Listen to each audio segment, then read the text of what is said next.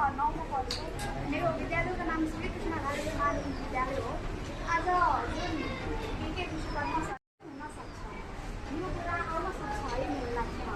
तर आज सरले लास्टैमा के भन्नुभयो, एउटा आकाशमा गराएर एउटा त्यो इमोसनल्लै एकदमै ढुङ्गा जस्तो त्यो इमोसनल्लै सर्वे गर्नु गराइदिनु भयो। तर सरको कुरा सुनेर मेरो मनमा यस्तो विचार आयो कि हो म यस्तो गर्न सक्छु, तर पहिला म आफूमाथि विचार गर्छु कि हो म यो गर्न सक्छु। मेरो पनि कुनै टार्गेट छ, तर म आफ्नो टार्गेटमाथि एकदमै विश्वास राखेर आफू अगाडि बढ्न चाहन्छु। र मेरो आमा बुबा मेरो पढाइको लागि धेरै खर्च गर्नुभएको छ, यो मलाई थाहा छ है।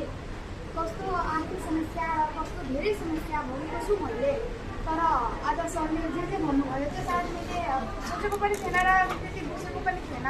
तर आज सरको कुराले मैले एकदमै क्लियर भयो।